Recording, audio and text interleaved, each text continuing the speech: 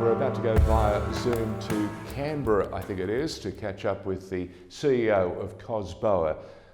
His name is Peter Strong. COSBOA, of course, the Council of Small Business Organisations that do a tremendous job trying to get business back up and running during this incredibly amazing disruption. Peter, welcome to The Informer. I bet in your early days, as you say, a bookseller, you never imagined you were ever going to read a book that told a story quite like this one. No, I didn't. I used to sell. We had a very big dystopian section, believe it or not, and we sold a lot of dystopian books. But yeah, I never imagined that I'd be living inside one of these novels. Well, COSBOA has been working with all manner of different parts of the sector. You've been talking to government. You've been talking, I heard from Mark McKenzie last week, you've been really busy in discussions with banks, trying to get a better deal for all the businesses and the retailers that you represent. What has been the outcome? How are things going on, especially now that the budget is out?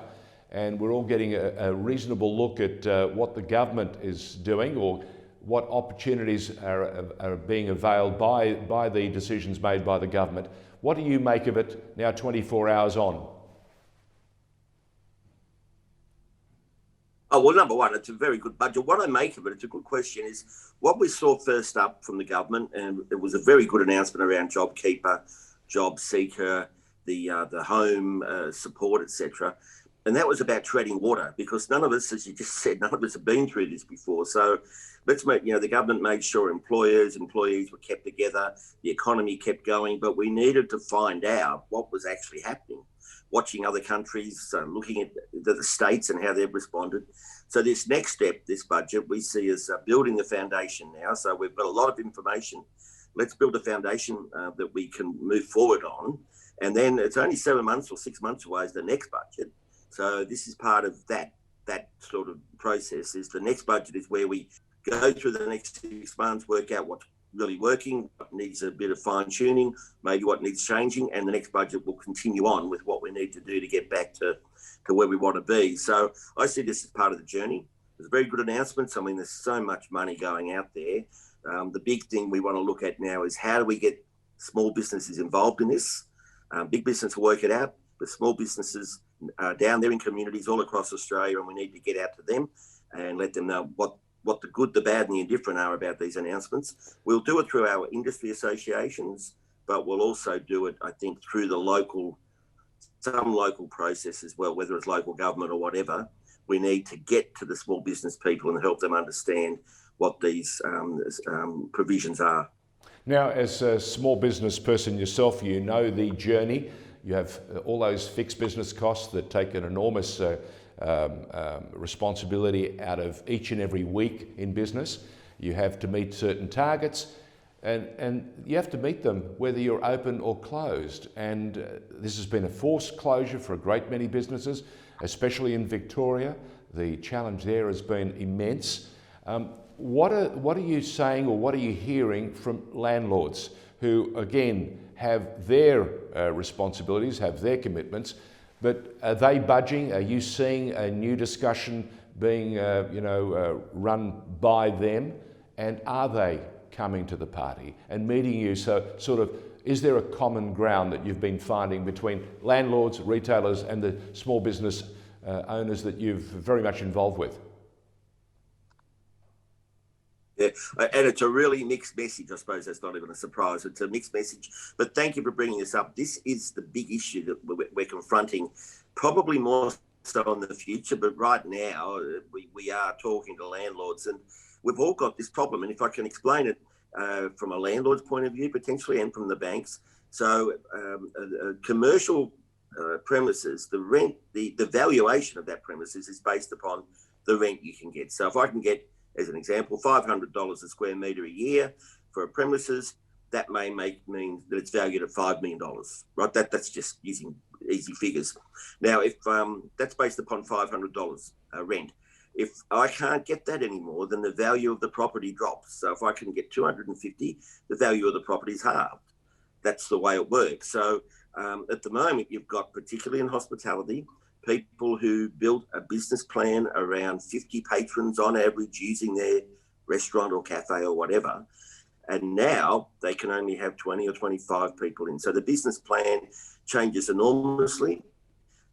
Their turnover changes and the amount of profit they're going to make changes. So they can't afford the rent they used to pay. So that means the landlord has got to either throw that person out and try and get someone at the old rent, or they've got to decrease the rent. If they decrease the rent, the value of the property drops. Now, in the past, what that means for the banks is if the value of a commercial property drops and there's a loan against that property, which there nearly always is because of the way it works with the tax system, then if it drops too far, the bank will call that loan in, or they'll call in part of the loan. So the bank, the landlord starts to suffer. So this is a really difficult one because there's going to be a loser here somewhere. If the person can't pay the rent, well, they're going to leave. That leaves the landlord without anybody in there. And if the bank's calling too many loans, well, that's not good for the banks, and they know that. So coming up with a solution, I've got to say, proved quite difficult. But what Mark McKenzie found it the other day was what they're doing something in Canada where the government's getting heavily involved, and the government will provide forgivable loans, is what we're reading, forgivable loans to landlords as long as they follow certain procedures and rules, so that the landlord doesn't go bankrupt. And I don't think a lot of Westfields, but I don't want them to go bankrupt. And so they don't suffer. The tenants can remain, and the banks are fine. They're not going to call in the loan. It's being paid for by the government. So that's one solution that we're looking at. But it's a huge problem we've got in front of us. George, the CBDs of Sydney and Melbourne, but all the cities, and Perth's the same, the value of those properties, in theory, have dropped enormously because there's no one there anymore. They're all, not all at home, but the great majority are. So CBD properties, which are worth hundreds and hundreds of millions of dollars, all of a sudden, what's their value? Nobody knows. Peter, that's a very good point that you make, and I appreciate you've taken us through this chain reaction to explain exactly how difficult the complication of moving the numbers around can be. But let me ask you from a different perspective. I said earlier, it's all about finding a common ground. Much of this is all artificial. The imposition, it's not as if business was dying. Everything was stalled, everything was put on hold. Now, this artificiality surely can be looked at, encourage us to look at it from a different perspective. Let's not hold on what it was, let's on hold at what it can be. Yeah, okay. Yeah, one of the other things we looked at there, and by the way, what you just described is what we're going through, isn't it? We're discovering as we go along all the time this brand new situation. There's, I've worked in economies going through major change. I worked in the old Soviet Union after it collapsed, and there were millions and millions of people unemployed. So it was going through major change. So there's a process you go through, and as you say, one of it's collecting information, but it's giving that information out to the people, making sure they know what's going on, because people are afraid, they're concerned, they're unsure, they're uncertain. Of course they are, I am. So gathering that information is so important, but communicating that back to everybody involved is the next step that most of our governments got quite well. I think, to be perfectly frank, I think Victoria didn't do it as well as they should have, but we need to get people involved in the process and give the information to them so that they can work with it. And in the space of rental, that's really interesting. One of the things we suggested, it might fit in with what you're saying, is that the banks might have a moratorium on calling in loans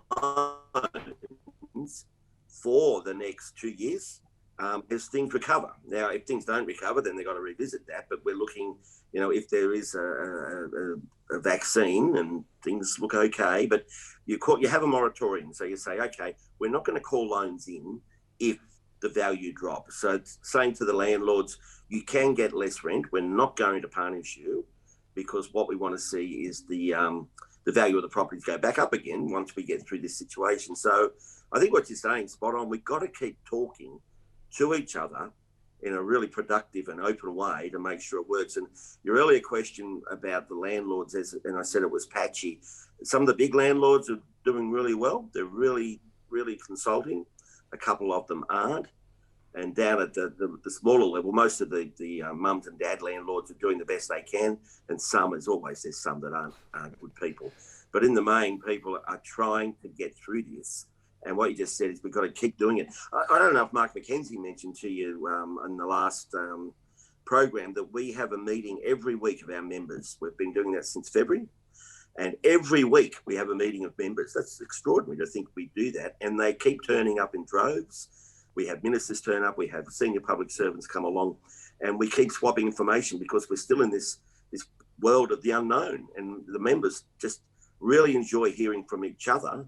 So the news agents hear from the hairdressers, hear from the bookkeepers, hear from the accountants, hear from the transport people. They hear from all these different people about what they're seeing and what they're hearing, which means we put together a lot more information. We all leave those meetings feeling better informed and better able to deal with the next week. So it's interesting that we do it every week still, every week.